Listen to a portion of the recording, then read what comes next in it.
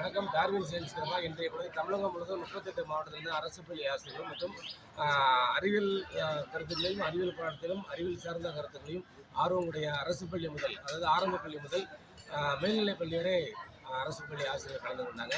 இதில் புதுக்கோட்டை விழுப்புரம் மாவட்டத்தின் சார்பாக இந்த ஒருங்கிணைப்பு செய்த நம்முடைய டார்வின் சயின்ஸ் கிளப் சார்பாக விழுப்புரம் மாவட்டத்திலிருந்து நம்முடைய நண்பர் ஆசிரியர் அவருடைய கருத்துக்களை டார்வின் சயின்ஸ் கிளப் பற்றி என்ன நினைக்கிறீங்க? சார், இன்றைக்கி பார்த்தோம்னா டார்வின் சயின்ஸ் கிளப் சார்பாக இஸ்ரோவில் இருக்கக்கூடிய அந்த விண்வெளி ஆராய்ச்சி நிலையத்தை பார்வையிடுறதுக்கான ஒரு வாய்ப்பு அரசு பள்ளி ஆசிரியர்களுக்கு கிடைச்சிருக்கு. இந்த வாய்ப்பை சிறப்பான முறையில் டார்வின் சயின்ஸ் கிளப் ஏற்படுத்தி கொடுத்துருக்காங்க. இது மூலமாக பல அரிய தகவல்களை எங்களால் தெரிஞ்சுக்க முடியும்.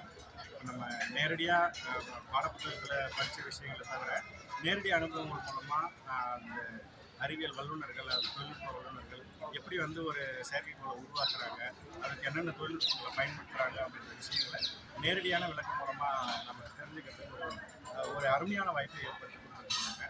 இது உண்மையிலேயே பார்த்தோம்னா அரசு பள்ளியில் பணிபுரியக்கூடிய தொடக்க உயர் தொடக்க நிலையில் இருக்கக்கூடிய ஆசிரியர்களுக்கும் உயர்நிலை மேல்நிலை பள்ளியில் இருக்கக்கூடிய ஆசிரியர்களுக்கும் ஒரு மிகப்பெரிய ஒரு அரிய வாய்ப்பை ஏற்படுத்தி கொடுத்துருக்காங்க.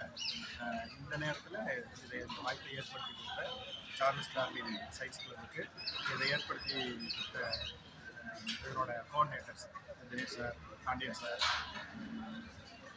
சார், இவங்க எல்லாருக்கும் பார்த்தோம்னா விழுப்புரம் மாவட்டத்தின் சார்பாக மனமார்ந்த நன்றி தெரிவித்துக்கிறேன். பாடப்புத்தகத்தில் இருக்கக்கூடிய கருத்துக்கள், அதாவது இப்போ பார்த்தோன்னா இப்போ இருக்கக்கூடிய பாடப்புத்தகத்தில் 7ஆம் வகுப்பு 8ஆம் வகுப்புலேயே பார்த்தோன்னா அந்த விண்வெளி அப்படின்ற பாடத்தில் இஸ்ரோ கொடுத்த தகவல்கள் இருக்குது.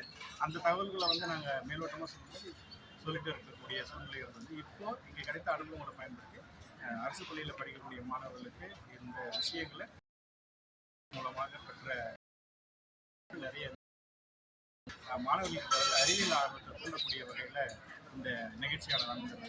இந்த நிகழ்ச்சியை சிறப்பாக ஒருங்கிணைக்கக்கூடிய சார்லஸ் டார்வின் ஒருங்கிணைப்பாளர்களுக்கு மனமார்ந்த நன்றியை விழுப்புரம் மாவட்டத்தில் சார்பாக தெரிவிக்கிறேன்.